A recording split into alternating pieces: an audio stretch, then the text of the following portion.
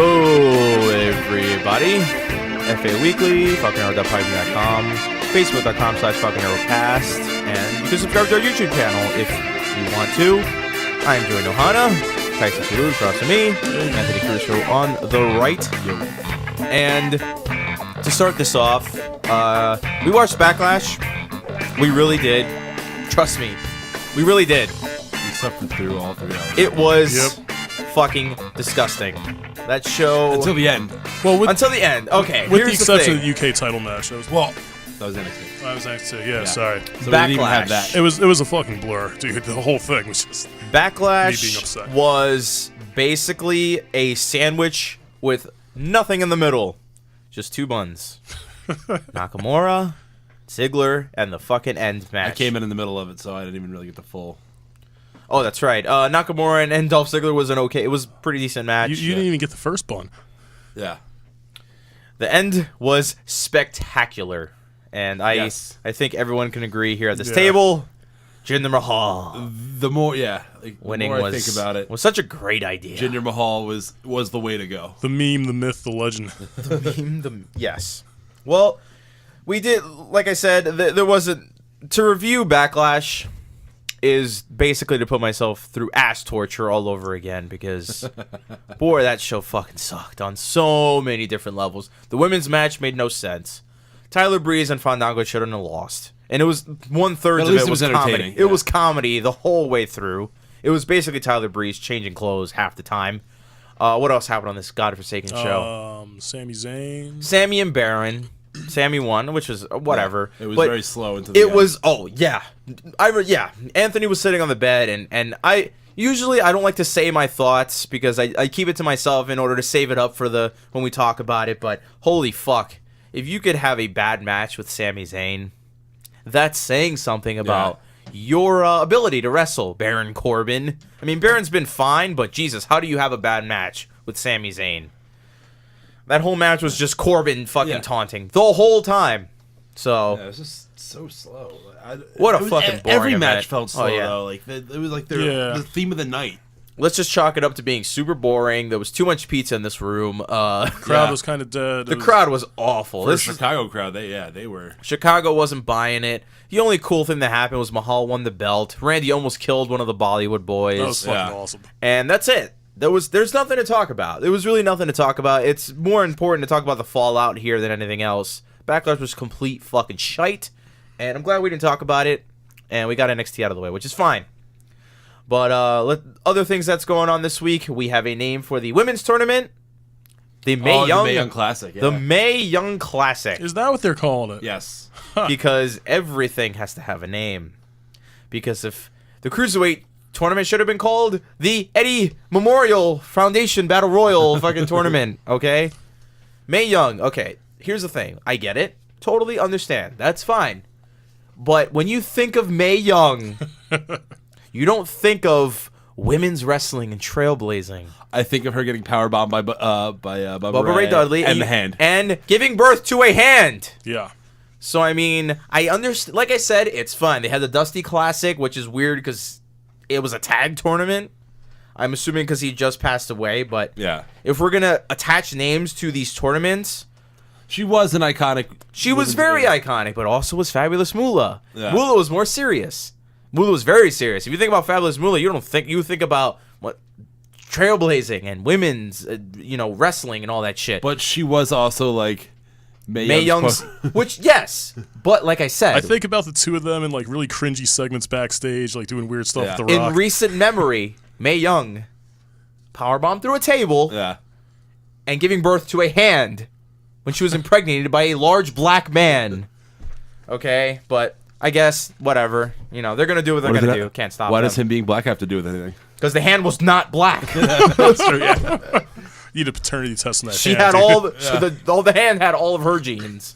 Well, I believe that they say that the mother is actually more in control of the skin pigmentation. Who cares? Really, it? Trying to logic this thing. Let me put it to you. Let me just put it to you this way: if we ever decided to watch Attitude Era stuff, I might kill myself at some point because I don't think I could ever do it. I don't think I could ever do it because Bryan and Vinny are doing it. It sounds like bullshit, and it is bullshit because the Attitude Era was complete fucking garbage. Now that that's out of the way, other things to talk about: the whole Matt Hardy thing. He's not getting any headway with this broken garbage. And I mean, maybe we should have done a little more research before going on the air with it. But it seems like there's some stuff that might have impact looking in the right with this whole trademark. I'm going to say this one time, and one time only. If Matt Hardy's not broken within a very good amount of time here, I will not give a single shit about any of this. Don't care. I don't care. You hear that, Matt? You've been put on notice. You have until the end of the year to break. Otherwise, not even. You have like till September or October, man. Yeah, you're gonna give him till because let me be completely serious here. Why do they come back? The same reason the Dudleys did. The Dudleys weren't over before they came back. Bully was over, I guess, but I don't know, nostalgia. Why did the Hardy Boys come back, and why was it so cool? To make a lot of money? Yeah, well, Vince wants everything that's hot. Yeah. Why were they money making to begin with? They're the Hardys, sure, but no one gave a fuck about them before all of this stuff happened. Before the broken universe was created. The broken universe helped, but if you would have said you were bringing back the Hardys, there still would have been excitement for it. Yeah. It would have been huge. It would have been absolutely huge, broken or not. Yeah, but no one gives a fuck about Broken Matt Hardy. just happened to be You don't give popular. a fuck about Matt Hardy. Yeah. I love Matt Hardy. Yeah. I love him more than Jeff. I don't give a fuck about Matt Hardy. Yeah. If he's not broken and doing the fucking sweet gimmick that brought him to this company, why do I care? Why should I care? It's not worth it. Especially if he's still half-assing it. Like, he's still got the white in his hair. He's still doing the deletes and shit. And this is not like this is not me going, well, Matt, you need to get your shit together. I totally understand that it's a fucking legal issue and Impact is holding all this back. But it's like, why? Why did we bring him back for? Makes no sense. And everyone's going to talk about it. They might have been under the impression that this was more in their favor than... I was going to say, I'm sure Vince thought that this would be over by now. Yeah. I'm sure he didn't think this would be a prolonged legal battle. Which is funny, because I understand that Impact Wrestling still wants their property to make money off of, but it won't help them because they fucking suck still. True, but I mean, they're not going to give the dub anything. Like, you're definitely not going to give your major competition that's been burying you for like the last 5 years straight. You're not No, I'm sorry. TNA's been burying TNA. Yeah, I know, they had so many opportunities. I'm talking about in the ratings and stuff. Impact isn't even WWE competition. It's not competition. No, not at all. Well, you know what I mean. If anything, Ring of Honor is more competition than that. Yeah. TNA might have the diehards. They're one of the few other wrestling promotions on television, so... Yeah, they're not going to give Vince anything. Not on my television, on the channel. Yeah, even if it's like petty as hell, they're not giving him a fucking thing. And good for them, because I wouldn't either. You know? Yeah. I mean, I get it, but I don't like it. I don't care. I don't really want to see Matt if he's not doing his sweet gimmick. So what does it matter? I'd rather just watch old shit that he's doing. And Skarsgård. Where's Skarsgård? Where's the boat? No boat? No dilapidated boat. No dilapidated boat, no ratings. That's just my opinion. Other than that, I don't think there's anything else going on in the wrestling world. Maybe there is. I just don't have anything written down for any of this stuff. Yeah, so moving on. Monday Night Raw. May 22nd, 2017, from Grand Rapids, Michigan. The 8 p.m. hour did 2.66. 9 p.m., 2.76. 10 p.m. Take a guess. 1.9. Close, 2.43. Huh. That wasn't that close. No. It was a joke, yeah. Why would they do it? If they did a 1, it would be a meltdown at fucking at the tower in Connecticut. But 2.43 from the 2.76 from 9 p.m. So, what does that tell you for the however many months and years it's been? Kids went to bed at a reasonable hour. Once again, we will reiterate for as long as it takes. This show's too fucking long. Yes. Let's but dude, how are they going to fit in all that exciting cruiserweight action? Right? Give me a fucking break. All right. So more Brian Kendrick watching television sideways, talking to the crowd and what talking the to fuck was that? In the middle of a match. Can I just say, and I have it here. I wanted to build up to this moment, but now that you've brought that up, I'm a very big advocate for watching television the correct way. Kurt Angle was at the end of the show, very end of the show, was watching the television at damn near a 90-degree angle. Yeah. What the fuck was that? This guy was not watching it like this. He wasn't watching it kind of like... He was like this. Basically, his shoulders were facing completely away from the television, and he's like, well, I've got a great fucking idea for next week. This is so unhealthy. Why are people watching these? They're going to fuck their necks up. You know, here's an idea. Instead of, having the TVs against the wall or something, why don't you put it in like an open spot so you can film from behind the TV and actually see the person? Or how about just having a fucking tube? But then you can't see what they're watching, Ant. How about... Yes. Well, I don't know. Maybe it's on our television right before it goes on theirs. Maybe it's not. How about just Angle in a fucking... Just sitting with his legs open on a fucking chair with a goddamn Emerson in front of him. You don't need a fucking Vizio, a 50-inch, to fucking see what's going on here. Or to be standing. Who the fuck stands and watches television, really? He needs to be sitting in a fucking chair with his legs open with a goddamn, I don't know, a milk carton in his hand watching this shit. It looks so unhealthy. So, Bray Wyatt came out. He says some stuff about not wanting to make friends. He cuts a very typical Bray Wyatt promo. It's super fucking riddly, and no one gives a shit because no one gives a fuck about Bray Wyatt anymore. Does that technically count as like a face promo for him? Because he's all like positioning himself as like the guy who's going to slay the beast, and eat Brock's black heart, and blah blah blah, and he's everyone's savior. It's really fucking weird. When was the last time you heard Bray Wyatt cut a promo that you could fucking relate to? I mean, regardless, though, like, usually Bray's more of a sinister figure. This felt very face on his end. I thought it was really weird. He also said stand up a lot, and I felt like I was in a Ludacris video. It felt really fucking weird. Well, he wanted to liberate the crowd of Grand Rapids, Michigan from the Beast. So, because no one goes by name anymore here on Monday Night Raw. Roman came out. He says some stuff. Angle makes a match between the two to take place right here, right now. Can't wait. Bray Wyatt versus Roman Reigns. Joe interfered midway through this match, puts Roman in a chokehold, ending the match because why the fuck not? He teased going after Wyatt, who he should have gone after, quite frankly. Roman makes Joe look like a complete fucking nerd because he got right out of the hold easily. No fight on, Joe's end. Just kind of elbowed him back in the fucking turnbuckle. Just kind of slipped out of it. It was and this was really awkward to watch. It's like Joe was just so goddamn confused when he got on the fucking ring. He's like, I don't like you, but he's like the good guy. I kind of have to choke him out, right? Yeah. Bray's like, I suppose. So, then Seth came out. He attacked Joe because they've still got fucking issues. And then Wyatt gets Superman punched. And everyone just kind of stares at each other for, like, ever. And that's how that shit ended. Seth and Roman are seen talking backstage. Roman says he doesn't need any help.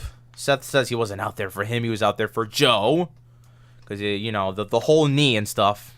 Angle books a match for later on between Roman and Seth against Wyatt and Joe later on. And then Elias Samson walked in and said, and Angle says, God damn it, I'm sick and tired of you just strumming that fucking guitar. I'm going to put you in a match tonight against Dean Ambrose.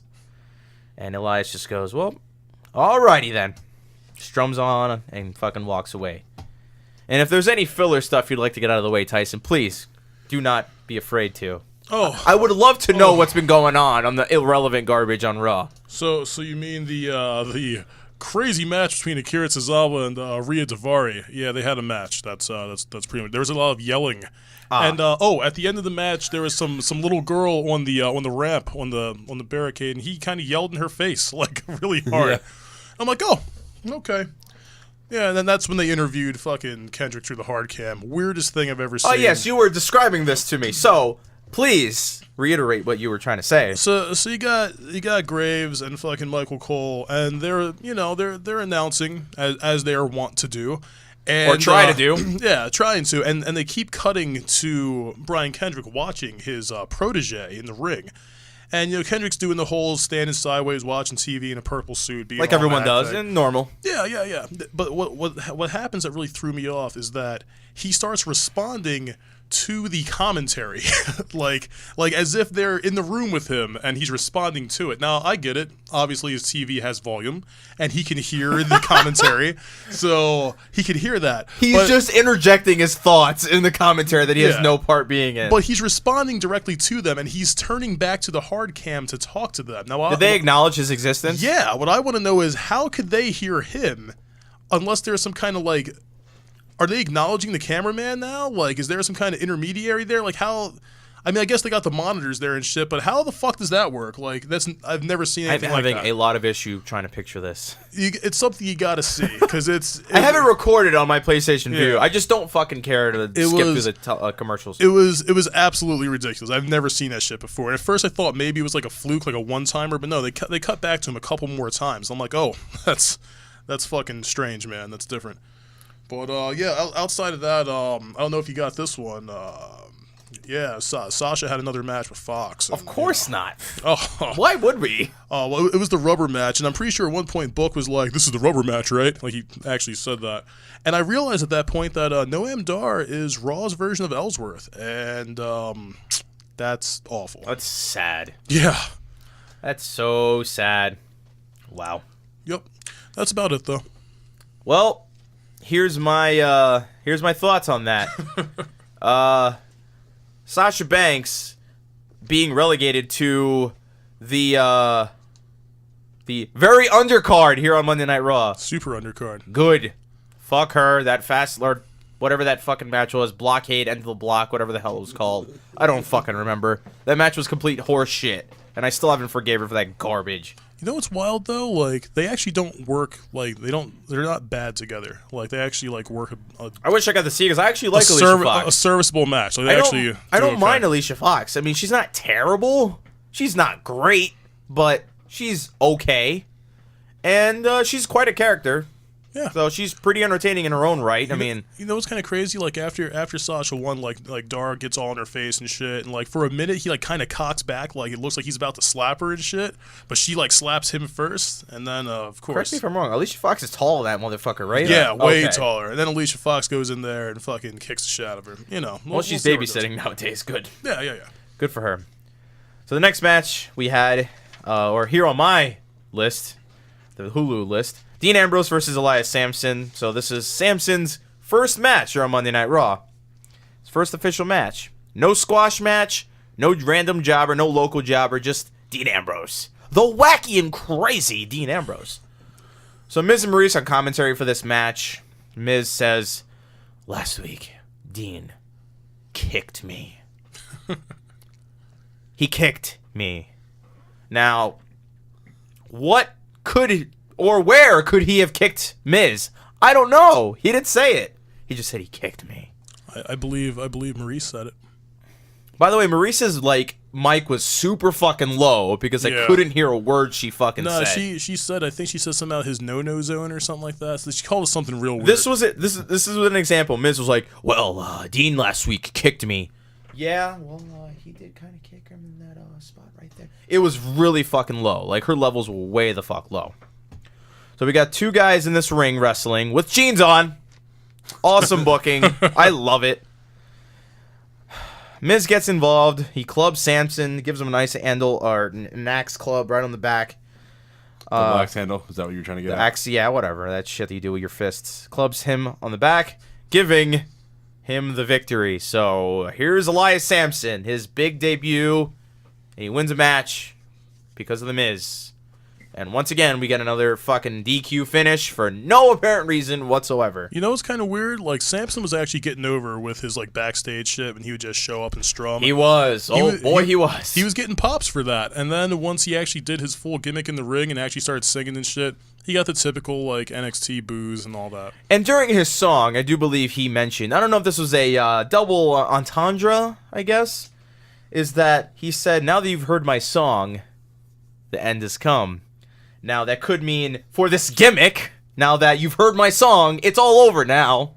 You don't like me anymore. Or the one for Dean, but I'm assuming it was the other way around. So the Miz chases Dean around until he leads him back to Sampson, who then hits him with the only thing I could call an inverted crossroads is what it was. It was like a reverse crossroads. It's a swinging neck breaker. Sure. That's all it is. Well, whatever. Samson finally gets his debut, and it's ruined by a goddamn DQ, and it doesn't help him whatsoever. But he won, right? He's got to win over the champ. Yep, that's how you putting over new talent. Got to get someone involved. And hasn't this been the theme for Raw? There's a match. Someone has to come out all the time. I don't think I've seen a clean finish since the 90s in this fucking promotion. Got to get that on screen Raw. time, man. Finn Balor cut a promo. He says, "Tonight, Carl Anderson stands in my way. I have some news for you, Finn. Carl's not standing in anyone's fucking way. He can't stand in my way. At this rate, if Carl Anderson was in front of me in the Starbucks line, I will get right in front of him, and he can't do shit because he's Carl fucking Anderson, and he doesn't mean a goddamn thing to this show." But hey, man, he's got a hot Asian wife. That's great. Oh, dude, you also... I'll be scared of the hot Asian wife before I'm scared of Carl Anderson. But, bro, you also forgot that Enzo got attacked backstage. Great. Yeah, by a mystery guy. Awesome. No one knows what Was it happened. Rikishi? I don't know, but a very upset Kaz was running with the ref, like, "Oh, where is he? What happened?" And then there's like Enzo all knocked out. I hope to God that this is like the Triple H Shawn Michaels angle, where it was Kaz the whole. You know what I'm talking about? Did you see that segment? No, but you talked about it plenty. No, not the Triple H thing, but this thing on Raw. Yeah, I really hope that that's what's going on. That fucking Kaz actually did it. That's what I thought it was, but I read rumors that it's probably not. That would be fucking amazing. Yeah. That would actually. But be it's just cool. rumors, so who knows? Yeah, I don't think they're going to break those guys up this early though. They've got a good thing going with them. No, they don't. No, well, I mean, Cass are losers. No, I mean from like a merch standpoint, Yeah, dude. I know, Obviously, like they're not gonna. That's a cash cow, man. They sell so many I of those beg to fucking differ. wigs. If they split them up, I don't think anyone's gonna need Cass to buy those dumb fucking wigs that they have for fucking Enzo. Yeah, I highly doubt it. I'm just saying, like the gimmick's over. They're not gonna split those guys up just yet. So Finn won the match. No, actually, did Heyman come out? Yeah, Heyman came out. Yeah, I'm sorry. Heyman came out. Sorry about that. Yeah, no, I totally forgot. Heyman came out while Finn was cutting his promo. Talks about all the participants in the 5-way match. Gets in the ring. Basically puts Finn Balor over. So you know where this is headed. Yeah. We all know now what's going to happen at fucking Extreme Rules. Absolutely. This is literally the promotion for Great Balls of Fire. And realistically, I mean, out of those 5 guys, he's the most viable, like, opponent for Brock. I said it months ago, and I'll say it again. Or not months ago, weeks ago. I don't give a fuck about this match. It's a very big guy versus a very small guy. I don't give a shit about this match. Doesn't make any fucking sense to me. Because you know it's not going to be Bray. It's not going to be Seth. They're saving Roman. You know, like, it's pretty cut and dry. This division's in trouble ever since the big guy went down. So basically, Heyman says he's the most talented performer in WWE today. Basically, just sucks his dick.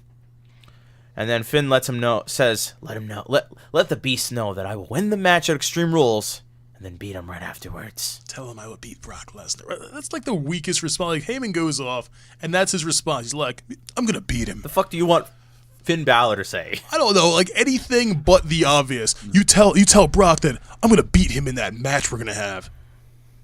That's it. Like, you expect these guys to go on a tirade about how they're gonna rip their fucking heads off? I don't know, man. Say I'm gonna kick his ass or something. Say I'm gonna kick his arse. Something, anything. Don't fucking just say I will beat Brock Lesnar.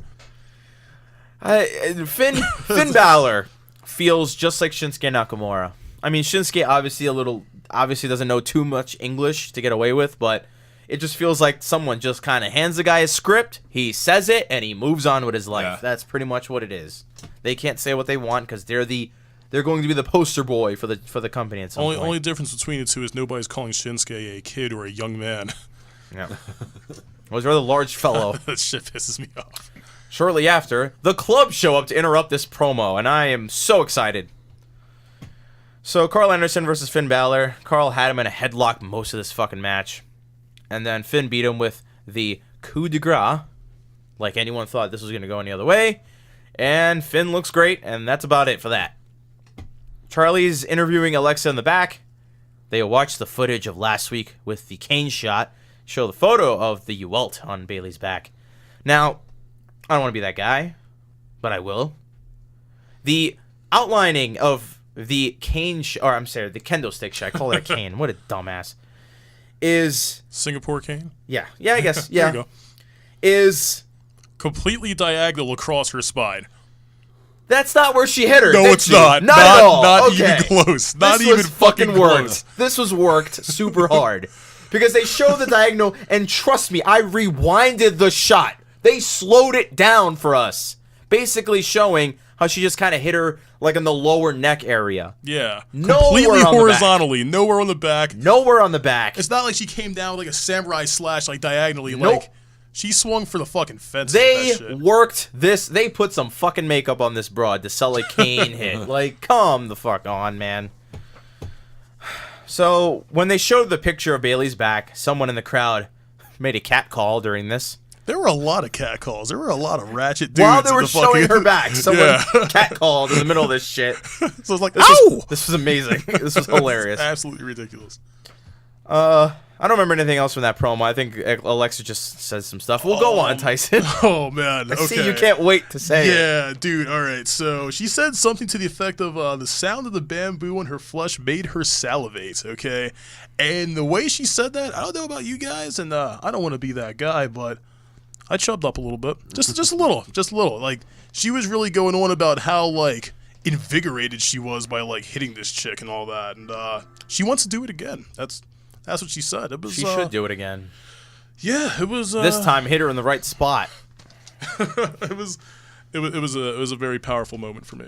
But. Powerful moment, he says. It was a powerful.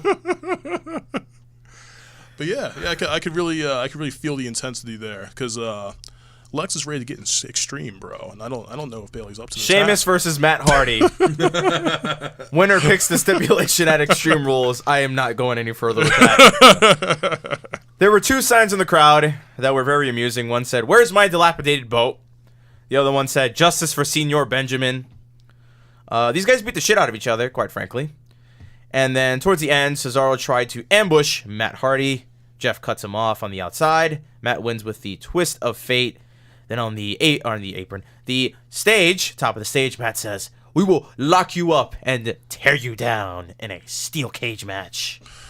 So upon this decision, Sheamus and Cesaro look infuriated. I'm assuming, now this is just an assumption, they're terrified of cages. Because they reacted like no human being would have reacted. Well, fuck. A steel cage? This is absolute bullshit. This is absolute bullshit. Okay, so the Hardys win the fucking thing, right? And you're telling me there's no TLC, there's no ladder match. They just did it. I'm just saying, like, we just had a ladder match. That's at your NXT. fucking bread and butter, dude. It could have been a TLC, okay? I'm fine with it. It's a cage match. I can't go wrong with a cage match. You can There's fly. no Hardys, Ask Jeff though. Hardy. You can fly off a cage. You can. You can't do a TLC match when you have a TLC pay-per-view. Yeah, and not on the TLC pay-per-view.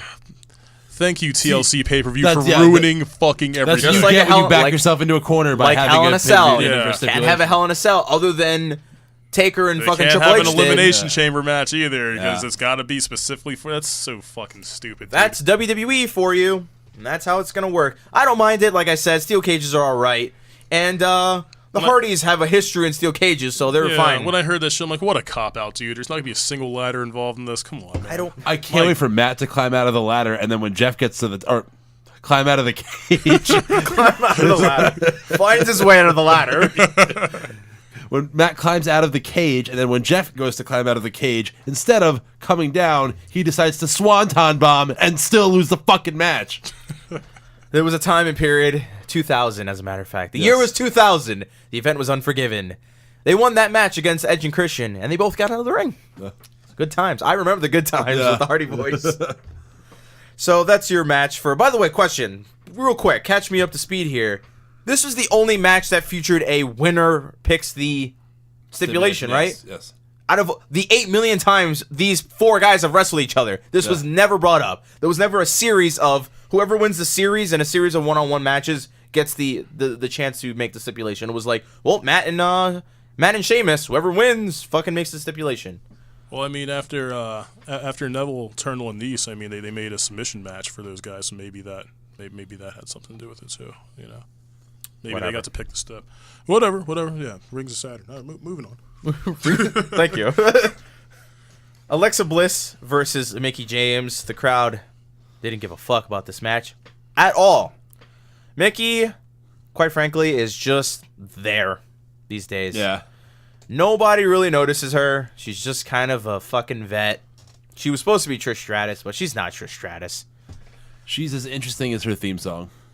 I like Hey, her theme song's fucking sweet. There's nothing to her theme song. her theme song. Like, is very vanilla. really requires her to do that whole like bouncing around in a schoolgirl skirt thing. It she made did when she it first made came sense out. when she was the crazy cheerleader upon Yeah. arrival in 2006, but now skipping everywhere and stuff. she's Now it's like she's had a kid with Magnus. She should just not be doing that shit no. anymore. By the way, I like how she kind of like came back to her fucking lesbo gimmick from before, like blowing the kisses and doing all that weird shit in the ring. Did you guys see that shit? That's not a lesbo gimmick. I know. I'm kayfabing a little bit, but that would be the best angle ever if she did, like just being an aging dyke. Like that would be fucking fantastic. I'm assuming KFC and the USA Network will be just fine with a lesbian angle here on Monday Night Raw. Hey man, diversity. Yeah, I suppose. Hey, for what it's worth, though, she carried that fucking match. Love is love. Hey, wait a second here. She made Hardcore Country was her song, right? That she produced or she made on her own. Why doesn't she use it here? It's her property. She can use it wherever the fuck she wants. She owns the rights to the song. Nope. Maybe she sold the rights to TNA. Or maybe she wants her old theme for nostalgia purposes. I don't know. I would love Hardcore Country. That song was great.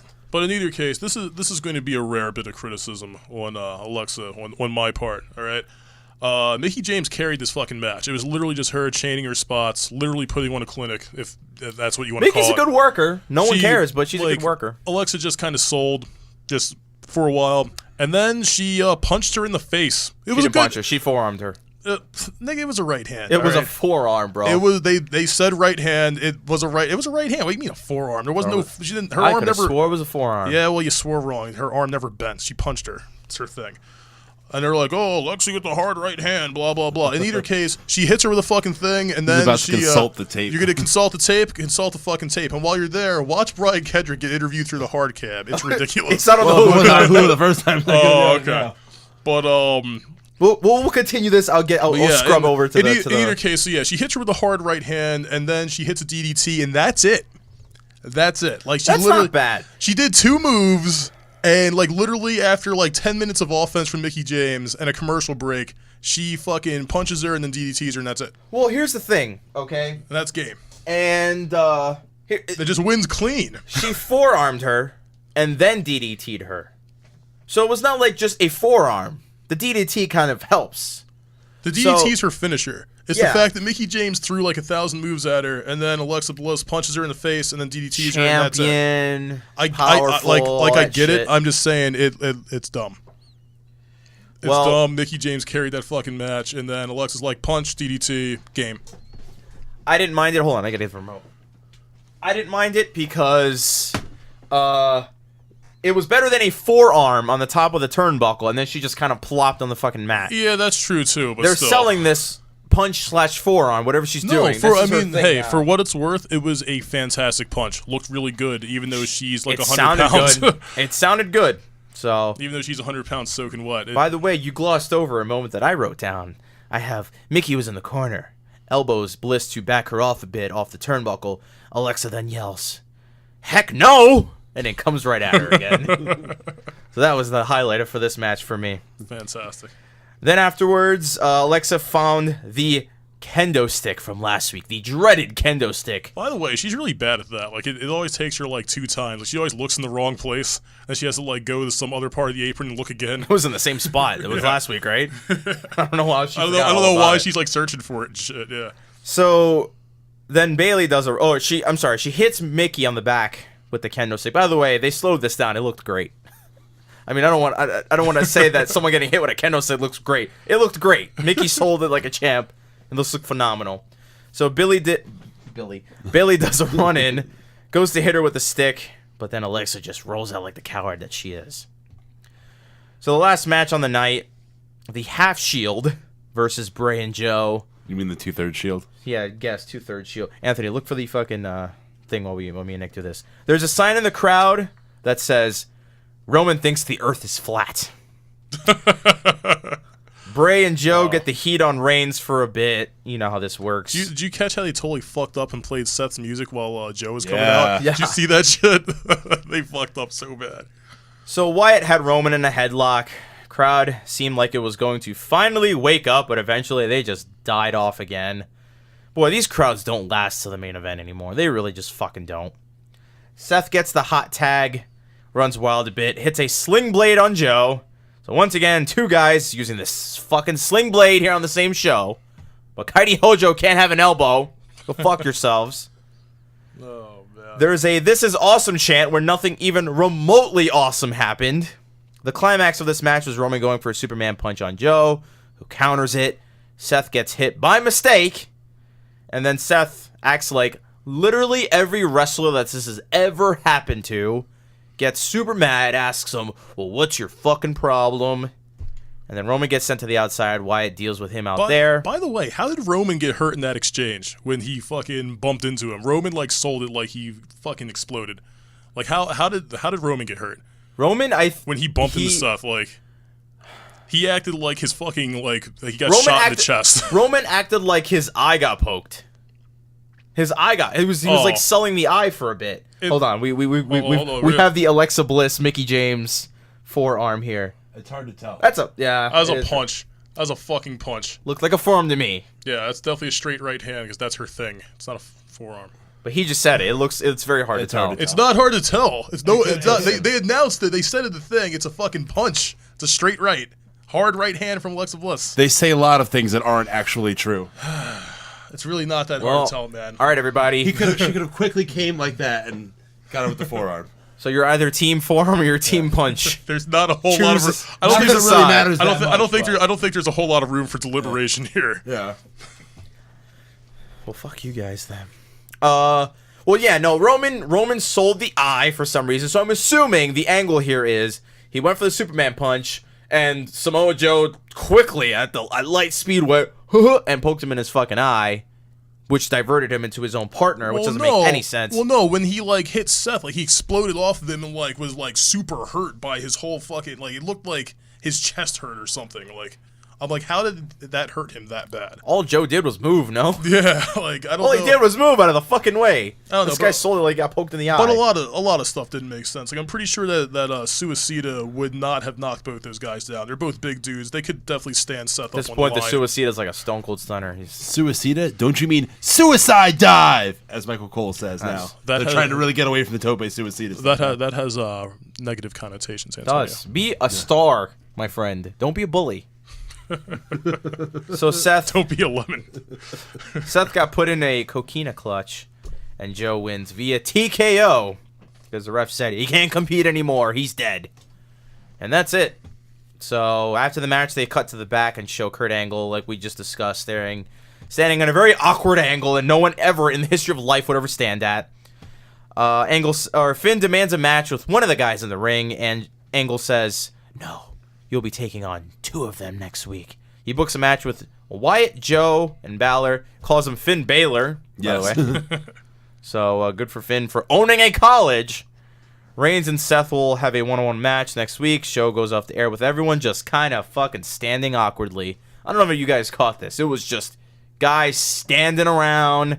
Wyatt was just staring at Seth. Joe's pondering what the fuck to do. And Roman's dead. So looked really weird. Much like Raw these days, everyone's just kind of standing around. You know, Raw was just 2 days ago. I literally remembered almost none of that show. That's why I was very quiet. I don't care. Yeah. Let me put it to you this way. I watched it, but I couldn't give a shit. Nope. Which is fine. You watched the full product, too. Mm-hmm. I'm proud of you, man. Here's the thing. When I watched Raw this week, it hit me. It finally hit me. Boy, this is so fucking boring. None of this matters to me. I don't care. If I never saw Samoa Joe, I would be so fine with it. I like Samoa Joe. If I never saw him again, it would not be the end of my life. Wouldn't matter to me at all. If I have to see, at least, God, at the very least, Seth Rollins not selling that stupid goddamn knee anymore. Yeah. He's finally over it. He finally put some Robitussin on it, and it went away. You know, you can go back to work with some stuff, but like it still lingers a little bit, so it's got to get a few more weeks for it to. But while you're sitting there dealing to Asian men who are smoking all up in your face at the casino, does the thought ever cross to you, boy, I hope Seth Rollins isn't hurt anymore? Or, boy, I hope Joe wins that match? No. Oh, no. Not a fucking... Not even one bit does that cross your mind. I don't think about the product at all outside, like, after it's over, especially on the Raw side. Every once in a while at work, I'm like, yeah, I hope Braun's all right. Like, no, I don't care at all. To be honest... At least on Raw, I don't give a single solitary fuck. If I was you, I'd be sitting there going, well, boy, I hope Kenny Omega gets those visa issues fixed. Yeah.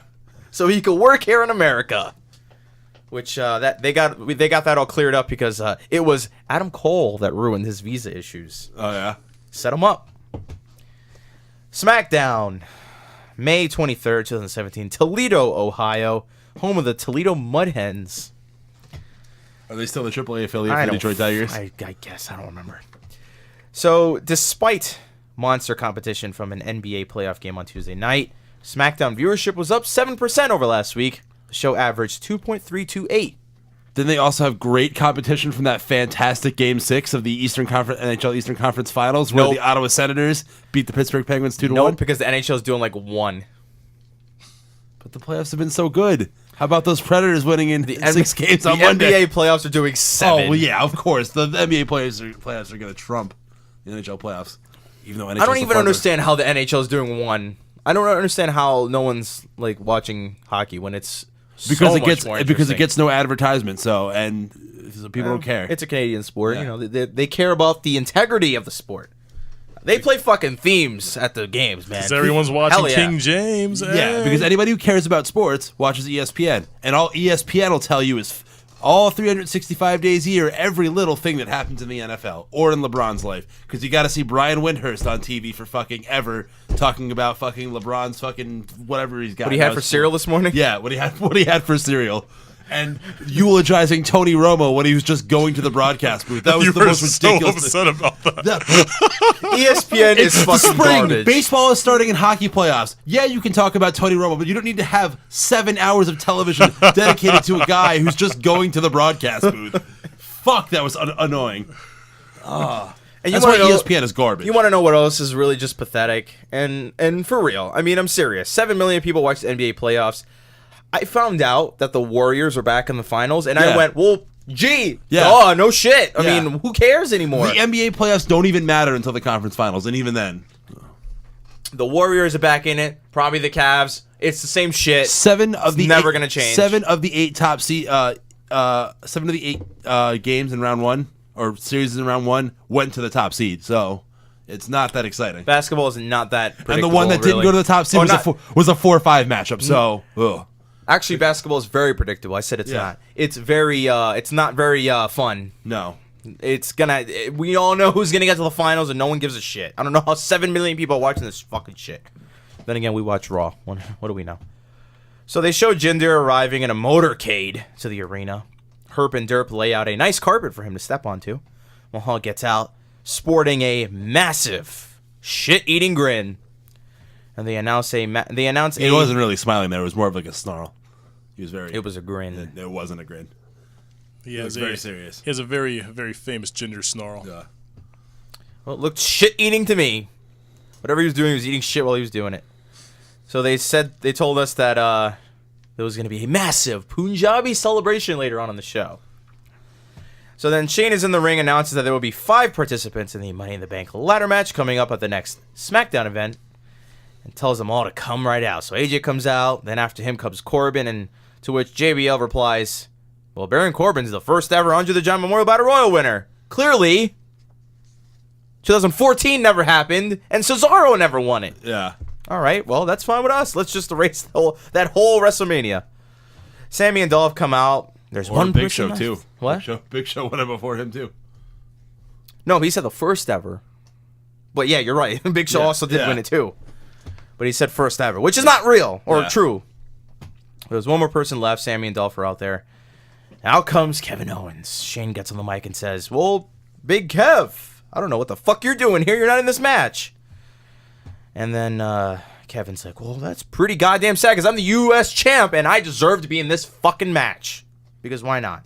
Nakamura came out and is literally the only person to get a full entrance for this whole segment. Everyone just kind of got told to get the hell out there as fast as possible because we need Nakamura to just do his shit. Get his shit in. Because he's been getting his shit in for the last fucking 4 weeks, it seems like. Yeah, he's the rock star, bro. It's what he does.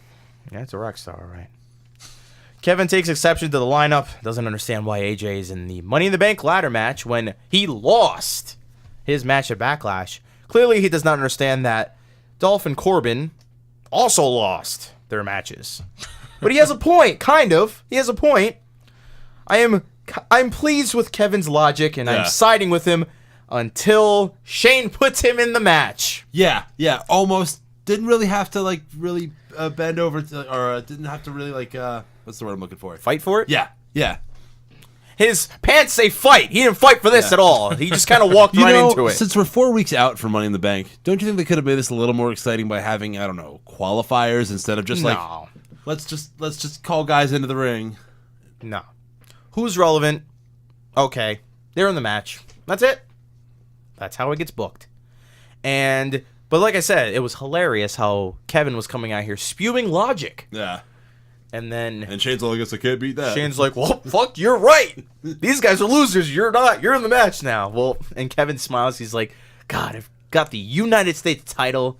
And boy, I'm in the Money in the Bank ladder match for the WWE title. So what does that tell you about the U.S. title? Doesn't mean shit. Nope. Corbin says some stuff. His mic sucks, so he borrows Shane's for a bit. Wasn't the first mic, or wasn't the only mic. Oh, mics were having a terrible time tonight. Yeah.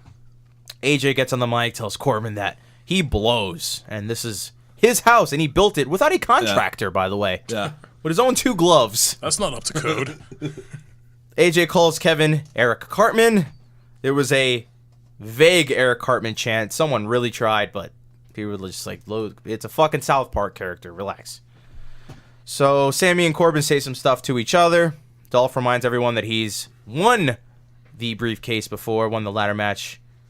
And so that way he doesn't seem like a fucking moron or a geek here. Sorry, Dolph. We still don't take you seriously. Nakamura reminds everyone what his name is. Because I forgot all of a sudden. I could not remember for the life of me. Next up, we had Carmella and Natty versus Becky Lynch and Charlotte. Natty and Carmella get the heat on Becky a bit. Charlotte gets the hot tag, runs wild. There's a spot during this match where Charlotte goes up on the turnbuckle. Looks like she's about to do a moonsault. Tamina gets on the apron, looking to interfere with the match, as the welcoming committee is known to do. And Charlotte kind of kicks her, kind of shushes her away, and Tamina just kind of falls down off the apron, and she's visibly laughing about it. This is hilarious to her. Boy, I love getting kicked by Charlotte in the face. It makes me happy. And down she goes, and then Naomi fucking sideswipe her by jumping off the the steel steps. Charlotte just gives up on the spot and just gets down and goes, well, the hell with that shit.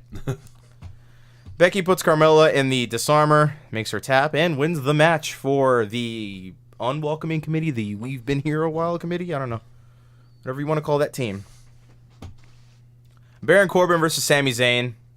Sami took 1 bump, rolls Corbin up with a schoolboy, and wins the match in 20 seconds. Yeah, that was ridiculous. Like, why?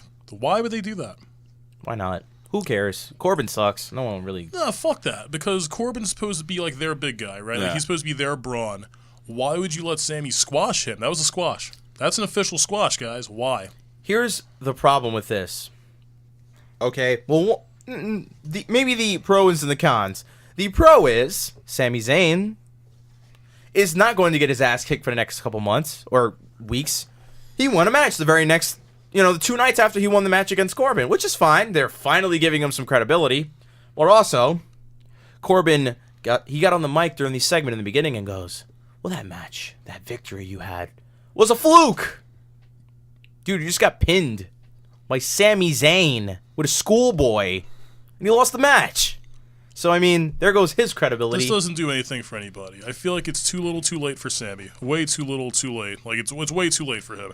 And I feel like this is just shit for Corbin. It's not too late for anybody. Jinder Mahal just with the WWE Championship. No, it's too late for anybody. Sammy's been losing. It's never too late. This is the land of opportunity, I guess.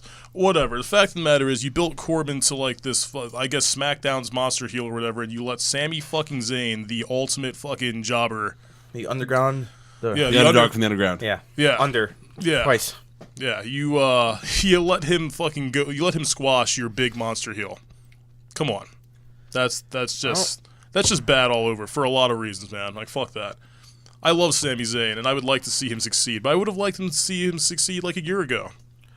No, I do agree that this Corbin lost the match, but it was a match. Corbin 2 nights later just fucking jobs out. Yeah, just literally just bends the fuck So over. he Like, lost. Come on, man. He lost a little credibility because it's like, well, you lost to Sami Zayn, but But it was a match. You guys did your thing. It was a match. It was fucking boring as all hell, but it was still a match. But this And just it's made him like, look like a fucking loser. now man. you can redeem yourself, but then now he's got nothing. Yeah, he's now got he nothing just left. looks like shit, So Corbin, afterwards, clearly enraged by the outcome of this matchup, takes Zayn to the outside, beats him up with a chair. He beats him up around the tech area in the crowd, pounds his head up against a barricade. Now, I would like for you gentlemen to note, while this spot was going on, while he's just kind of just hammering away at this very softly padded barricade, there's a dude in the crowd right next to him with some fucking kid, and the guy's just, God, he's laughing. He's just having a great time. He's like, oh, Jimmy, isn't this fun? Watching Baron Corbin beat up on some hopeless little piece of shit. Isn't this all right there, Jimmy? And he's visibly laughing. And the only reason why I'm acknowledging this or even talking about it is because if I was Baron Corbin and I'm beating some dickhead and pounding him into a barricade, and I turn around and some guy's enjoying himself, I would grab that motherfucker and be like, what are you laughing about? I'm a heel, dickhead. I'm beating him up. What's so funny? This is not funny. There's no credible heels anymore here. Except for one. Jinder Mahal. But here's the thing. We need more people to understand that they need to fear these people. Okay? Hey, on the other side of that, though, you had that one blonde lady who, couldn't believe it. Did you see her? That's one. She, covered... The only person she was really into it. They kept cutting to her, too. She, in covered the her whole face. fucking arena that cared about this. She was like, Sammy, no. Point being, I'm watching a man get hit constantly up against a barricade, and in my peripheral, there's a man just having a great time. You don't have a great time with a heel around, okay? You need to fear that motherfucker. Maybe he likes the heels. Maybe he's sick of Sami Zayn. No, because his kid was kind of laughing along too. Okay, kids need to understand that heels are assholes. Okay, you should have told that kid, "You're never gonna graduate, Jimmy. Go fuck yourself." Not unless you learn to suspend your disbelief properly. I hope you never get a license. Take that, shithead. Corbin walks away, and Zayn's just kind of left dying on the floor, and the refs are going. And there's a man in the crowd yelling, "Get the stretcher!" So the Fashion Files, the final file. Question mark. Deputy Dango and Breeze apparently worked out a way to move their offenses into the Smackdown interview room somehow. They worked it out. Dango points out that Shane shaved his mustache and that he's had for over 20 years in the Force.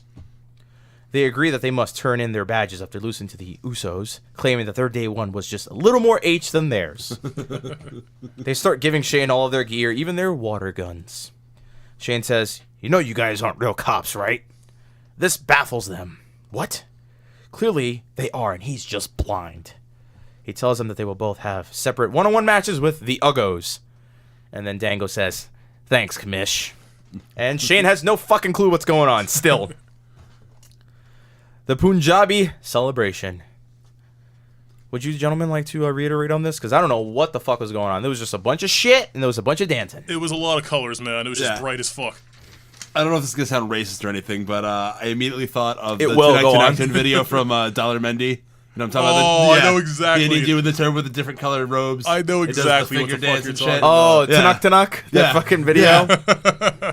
Yeah, well, that was like That's the the biggest first- hit yeah. that's ever happened in Yeah. that country. Yeah. Wow. I forgot all about that guy. Holy shit. Yep. Oh, wow. Well, I remember. 2007 was the year. Yeah. So, some dude is banging on a drum rather well. The LED ramp shows a red carpet.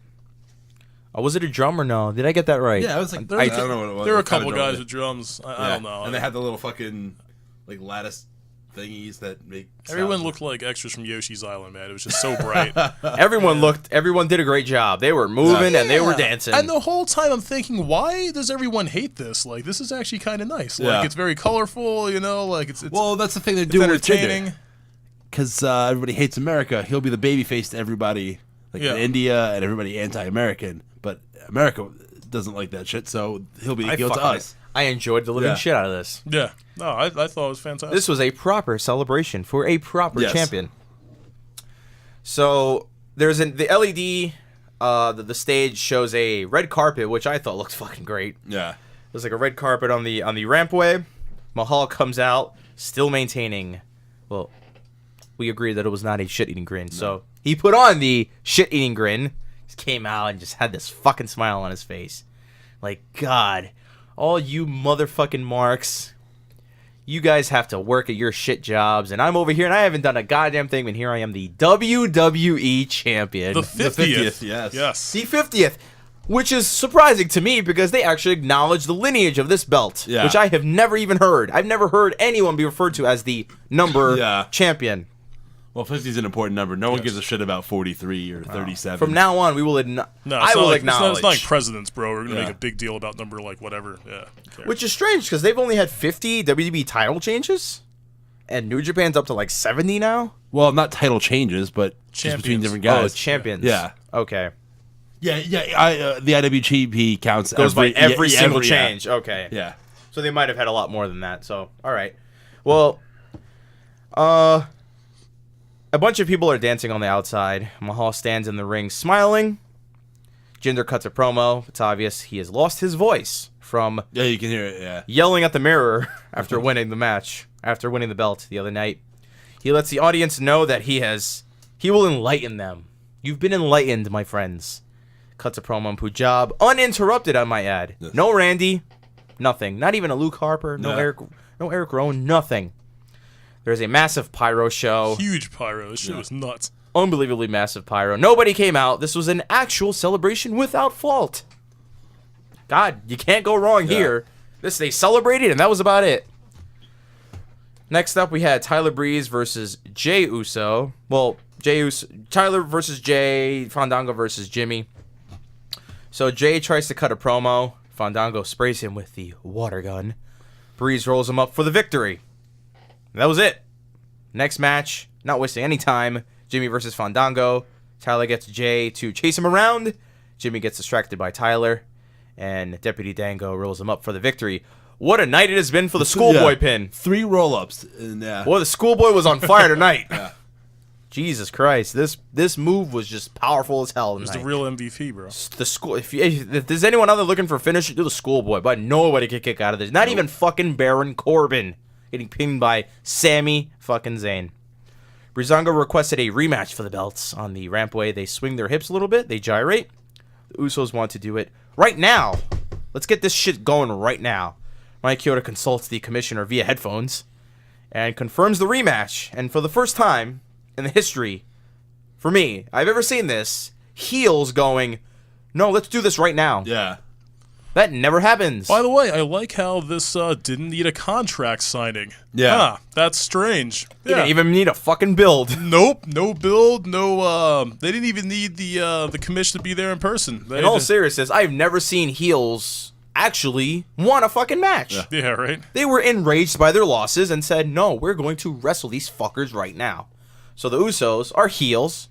They talk. They win. They challenge right now. Like, they're the complete package at the moment.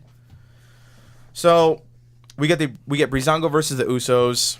I'm guessing the Usos got the heat on Tyler for a bit because when the commercial break was over, Jimmy threw him down, and Tyler got the hot tag on Fandango, and he just kind of died on the side of the rape ring. Yeah, you never saw him again. You never saw this guy.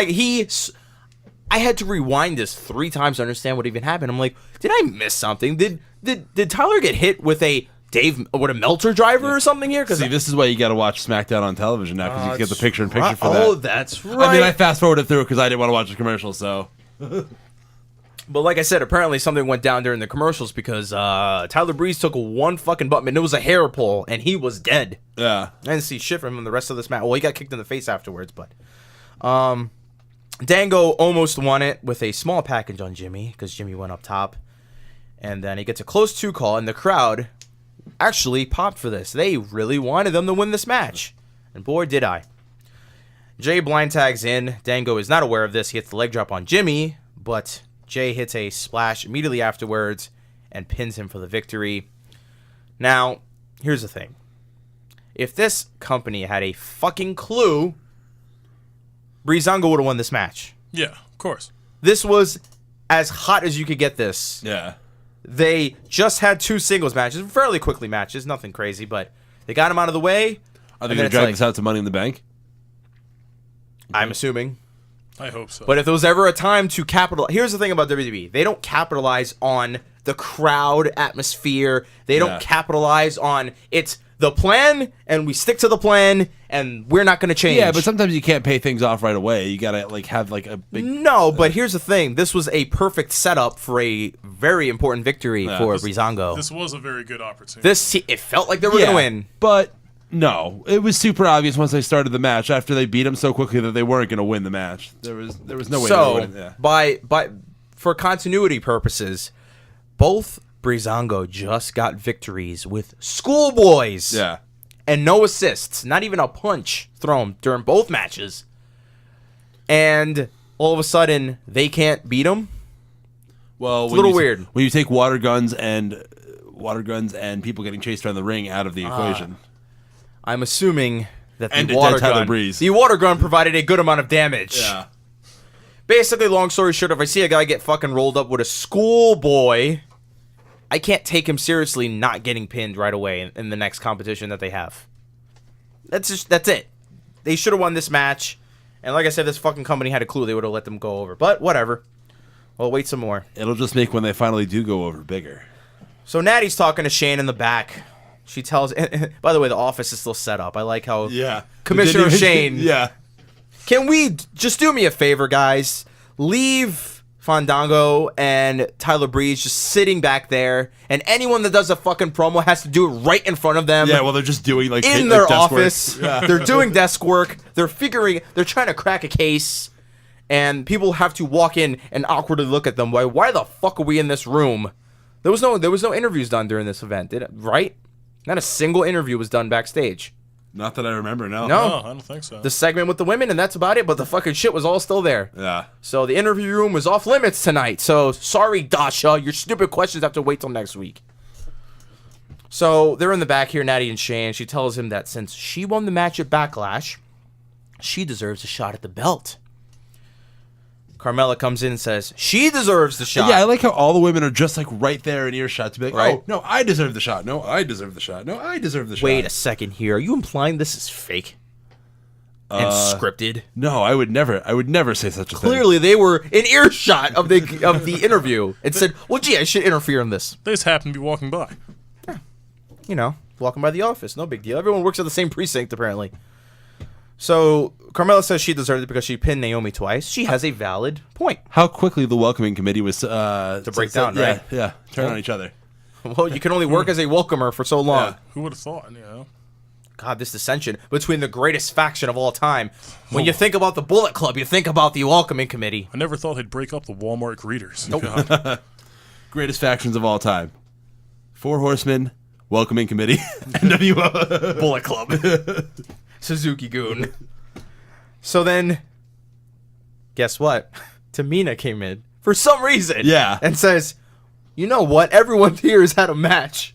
I deserve a shot at the belt. because, you know, what you call it, titles don't work on meritocracy or anything. It just, you haven't had a match, so you get your turn. It's the Oprah show. If you were out of the loop with Raw and SmackDown, let's say a couple months, maybe about a month or two removed, you would totally mistake Tamina for fucking Nia Jax, and you would not even care.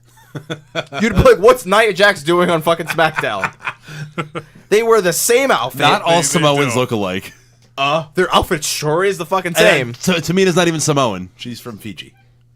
Or at least To the WWE, it all doesn't matter. They're all It's the islanders. same shit. They're all colored in some way. They're all brown. Yeah. So Tamina, for some reason, says she deserves a shot because, well, boy, everyone's got a shot here, and I'm the only one when I haven't done a goddamn thing to work for it. In comes Becky claiming she deserves it because, and I quote, I am the first ever women's champion here on SmackDown. So by that logic, Pat Patterson could walk in the door and say, well, gee, I deserve an IC title shot. What? Are you serious? You fucking tapped out to the sharpshooter, dude, at fucking Backlash. Instantly. No, they didn't work her back over. Boy, we didn't even review Backlash. We didn't get to talk about this. They didn't even work her fucking back over. They didn't do shit to Becky. and she tapped to a fucking sharpshooter. Give me a fucking break. Becky, back the fuck off. Charlotte chimes in. Shane makes a 5-way match between all the women next week for a shot at the women's title. And we had this discussion before we recorded this, and I am standing by my statement that Natty will win this match because she fucking just had the big victory at Backlash, which means Naomi's going to have a heel to go up against at Money in the Bank. I don't see how anyone could say otherwise, because Becky just tapped out to the sharpshooter in fucking 5 seconds. Charlotte, if there is this Money in the Bank women's match that we said was happening, that Anthony said was happening, then Charlotte, I assume Charlotte will be winning this. Yeah. Because Charlotte is the big... And let's be clear here. Natty, Charlotte, Becky, and there's just a drop-off of talent here. Yeah. Really, who else do you have? Carmella and Tamina? Come on. Give me a break. I mean, give Naomi credit where credit's due, you know? Well, she's the champion. I'm not going to include her in the okay, conversation. Okay. She's fine. I thought we were just talking about generally. She's fine until she's kicking Carmella, and Carmella's just kind of swinging her fucking shoulders back to back like she's trying to, like, I don't know, like she's having a stroke or something. You did forget one chick, though. Fucking Ellsworth, bro. Oh, that's right. By the way. Duh. By the way, I should have included this for the Tamina statement. Yeah. Tamina, you hear this. The only reason Tamina's not getting a title shot is because she's got googly eyes for Ellsworth. Yeah. Duh. Too bad she's in the friend zone, though. Wow. Tamina got friend zoned. I kecked pretty hard at that. Yeah. I'm like, you know what, Ellsworth, this is so bad, it's good at this point. At this point, yes. At this point, it's just totally whatever he wants to do. So the final match of the night, AJ Styles and Nakamura, which seems pretty fucking sweet on paper here. Yeah. Because the last time we saw AJ Styles and Shinsuke Nakamura, the year was 2016, and it was Wrestle Kingdom 11, or 10, I'm sorry. Yeah. Wrestle Kingdom 10. And they had just finished a wonderful match, and then they fist bumped each other. And a year and some change later, here they are on the same Hanging team together, on SmackDown. It's quite amazing when you think about it. But nonetheless, Nakamura and AJ versus Dolph Ziggler and Kevin Owens. By the way, I totally skipped by the Nakamura AJ segment. I need to say something about Nakamura cutting promos. His English is not there yet. He's trying, and I'm not going to say anything bad about it. I think it's actually a lot better than they're letting on. Yeah, it is, because he cut a good promo when he did this farewell. He can speak English. Okay, so he can speak English. Yeah. It seems like they don't want him to talk so much. But here's the thing. So he can speak perfect English, that's fine. But to me, okay, what I see on television, if Nakamura never has to cut a promo, I don't think it would affect his character one bit. No, he doesn't have to talk, really. It drops his coolness factor down by quite a bit when he starts speaking. Yep. Especially when he says things like, "This is my playground." Yeah. Well, I thought that was funny. I thought that was very amusing. Yeah. I kind of cringed a little bit. It was kind of cringe, yeah. I mean, I let it slide because it's Shinsuke Nakamura. Yeah, but, of course. But I was I actually like that. Yeah. Because I like the fact that he's just taken this idea of a house and the establishment and the foundation for AJ and going, well, I don't give a shit. Yeah. Like, if I win the match, I'm pissing all over your fucking house. It doesn't really matter. That's what I took it at. He's just being a very playful guy. And here's the appeal to that. He's a very playful guy, and he doesn't take anything seriously. But he'll knee you to the next century, okay? So he will kick your ass and be very playful about it. But I do agree. Sometimes he's very cringy on the mic, but he does not have to talk. Yeah. If Nakamura never spoke another word, it would not affect me in any way of how I feel about him. Because his work is way better than his talking. So these guys had a tag match. I'm glad they cut to Dolph's entrance at the beginning of this, because I don't need to see another Nakamura entrance. Yeah, but AJ and Nakamura got the jobber entrance on fucking SmackDown. Which is kind of ridiculous. Yeah. So? What does it matter? I've seen Nakamura. They're the biggest guys on the show. Yeah. I've seen Nakamura come out 8 billion times. Yeah, you've seen it a million times, but still, it's weird. Like, well, this is also SmackDown. We don't have time to reintroduce everybody all over again. We know who AJ is. We know who Nakamura is. We've already... But they skipped... Did Kevin get an entrance here? I think so. No, he didn't get an entrance. No, it was just Dolph. Dolph came out. I believe Dolph came out, and that was it. So... They had an okay match here on SmackDown. It was all right. Nakamura... Funny, Nakamura fed the whole time. They got the heat on Nakamura this whole match. Yeah, which is awkward because Nakamura's your big star. Yeah, he got his ass and he worked was the just whole getting time. fucking rocked this whole match. Kevin was working a lot too. He was like, I'm not saying he was Well, carrying. you put him in like 8 headlocks. Yeah, so I mean, he was doing a lot of offense, and there's all I'm saying. Well, here's the thing. I don't understand why WWE is obsessed with the whole sell. And boy, I guess if you take this element out of wrestling, there is no Enzo Amore. But sell, get your ass kicked, get the hot tag. Why don't we just have a fucking 50-50 match? Why can't everyone just get their shit in? Yeah. Why do we have to but kick someone's ass for an extended period of time? And have AJ just kind of fucking limp-armed out there. You got to build to that climax, man. It's fucking... that shit is so done with. When you do it all the time, it's happening so fucking much that it's losing its edge here. I gotcha. I think people would be a little more excited about like actual competition and back and forth. And that's why the UFC's winning. Yeah. And running away with the fucking also because buy the race. UFC's real. that too, yeah. That's true. But also, it's competition. So that's why everyone loves it. But I don't like this whole thing because when there's an Enzo and Cass match, you already know what's going to happen. Yeah. Boy, Cass should fucking come in once in a while first. Because Enzo just feeds the whole match. Yeah. And that's what Nakamura did here. But in the end, Nakamura hit Mr. Kevin Owens with the Bombayeni or the Kinshasa, as it were, here in WWE. And they get the victory here. So Team New Japan wins it.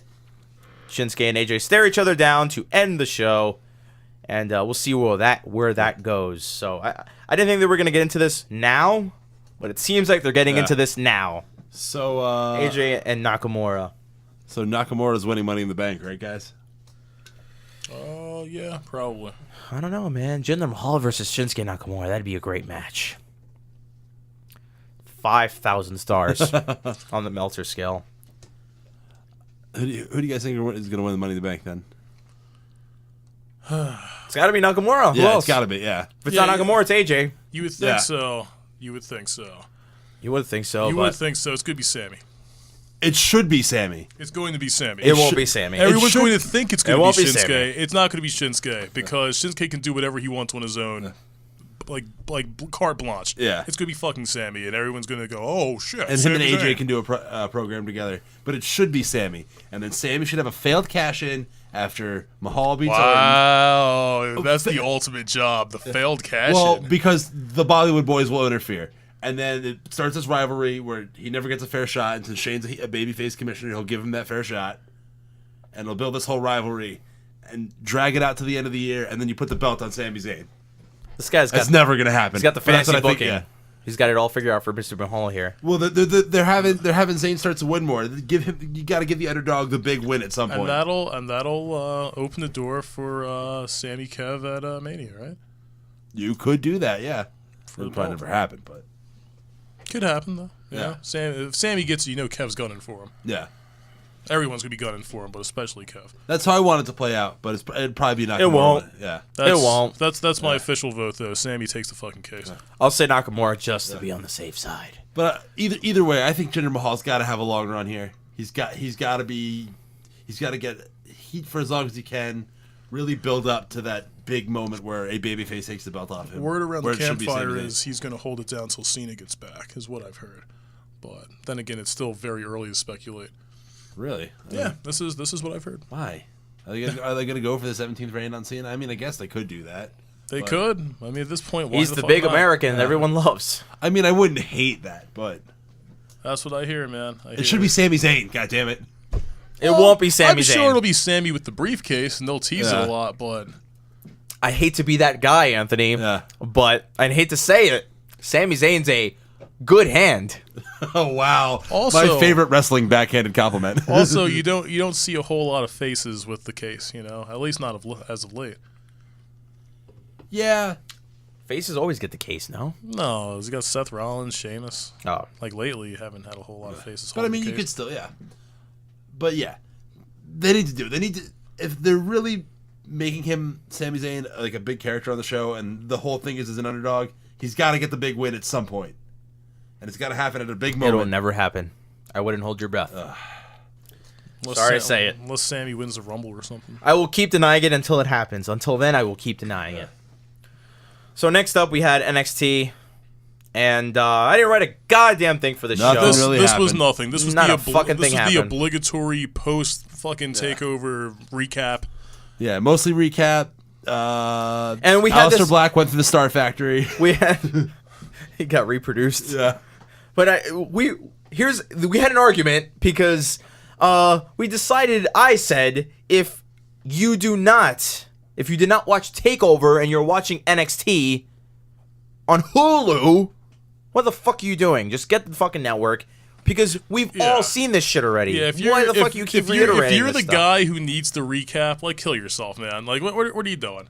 Like, who is that for? That is harsh, Tyson. My dick. Like, who is that for? Mr. Too Lewd. Who is that Too for? violent. Who is that for, man? Like, I mean, if come you're a on. big, What if someone's living on a budget and they can only afford one streaming you- service? Hulu covers a lot of things. if you're a big enough fan of NXT Get where the you are fucking where you are network. following it regularly, get the goddamn network. But you can't cater to just the big fans. You've got to cater to as broad of an audience as you possibly can. I'm just saying. They you should make just, money. They should just warn us and be like, well, this is a Hulu version. To be fair, they've Of been doing this Takeover. after every takeover. So To be fair, yes. And it didn't hit us until And- right now that it's really fucking stupid. And I get it. It's only like an hour program. that's our fault for watching it. It's only an hour program. He's not entirely You gotta- wrong, but Yeah, every wrestling program recaps their pay-per-view after the fact, and it's only an hour long, so it's going to take up a good portion of it no matter what. But still, God, they literally go segment by segment through every It's- fucking match. I think the reason why we're annoyed by this is because we get a follow-up to on Raw for WD pay-per-views, so it's like we almost feel like we're going to get a what happens when follow-up. shows are in the can, because Ring of Honor does the same thing too. Well, it's not necessarily a recap, but it'll be stuff filmed before. So how about this? the pay-per-view that you don't get the actual payoff from the pay-per-view From now till on, 3 weeks later. after a takeover, we'll just fucking skip the show because what does it matter anymore? Yeah. Doesn't matter. If the show's going to be in the can, that's The only what thing you we have to live saw with. was Aleister Black take on the Star Factory. He got his ass whipped. The Star Factory did not Aleister Black. What? Not Aleister Black. What? The Star Factory. I said he took on the Star Factory and he got his ass whipped. The way you worded that would imply that Whatever. Aleister Black got his ass. Kurt Hawkins lost the match. We saw Ember Moon sitting in a fucking empty arena going, well, I should have been in this match, but if I didn't run into a guardrail, I would have been in this match. But it's up for debate whether that was kayfabe or not, but either way, it seems stupid to me. She said she wanted Asuka to keep the belt so she could take her on, and then that was that. We saw Wesley fucking Blake take on Drew Galloway. Drew McIntyre. Shit. Former Impact Wrestling champion Drew Galloway. Actually, no. Before that, man, that was the Drew main. Gulak, what? That was the main event of this show. What we saw in the middle. we missed the match. What was the match we missed?